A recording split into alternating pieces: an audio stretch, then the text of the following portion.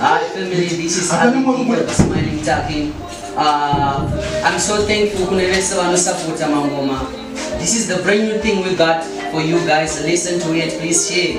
But support at Nongodo Malexing. Thank you so much. To feel the culture of link up my friend.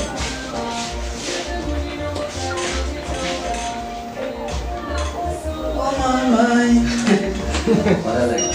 Massive music. Eva smile.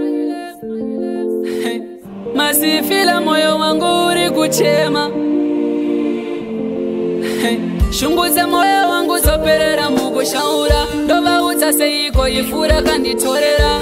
Narisha iko nisika ndayinyora tsamba. Mukati mayo ndaida kunyora kuti nenda ngarironda bayuwa mama.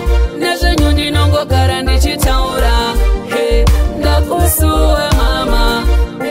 Ndakusuwe mama. Shiri mumoyo zvinokunda kutaura. Shungutse moyo dzoperera mukushaura. Ndakusuwe mama. Ndakusuwe mama. Pakuenda kwenyu na moyo akada mupenyu. Yainditevera kuti ndisaita chisvinu. Asa mai vangu ndaingoshingirira kunyange zvaindiwandira zvichivava kunge munyu.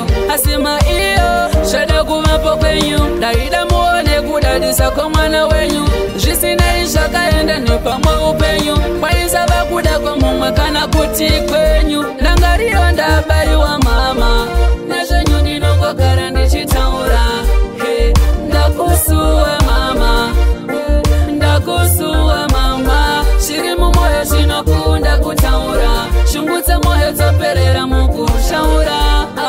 Ndakusuwe mama. Ndakusuwe mama. Ndakazopepuka wekumira naye hapana.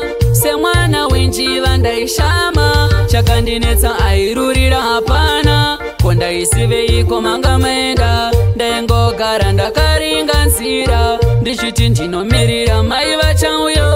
Mukusi waini ndangodana mama. Chandaishuwira mugondidairo.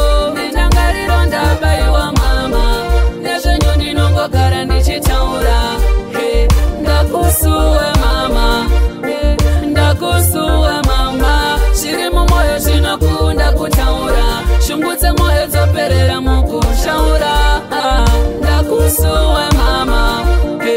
Ndakusuwe mama. Pakuenda kwenyu na moyo akada mupenyu. Yainditevera kuti ndisaita chisvinu. Asa mai vangu ndaingoshingirira kunyange zvaindiwandira zvichivava kunge munyu. Asi maiyo zvada kuvapo kwenyu. Ndaida muone kudadisa kwamwana wenyu. Zvisinei zvakaenda nepamwe upenyu. Kwaisava kuda kwamumwe kana kuti kwenyu. Ndabaiwa mama. Ndakusuwe mama. Mama. Ndinokunda kutaura. Shungutse moyo dzoperera mukushaura. Ndakusuwe mama. Ndakusuwe mama. Massive music.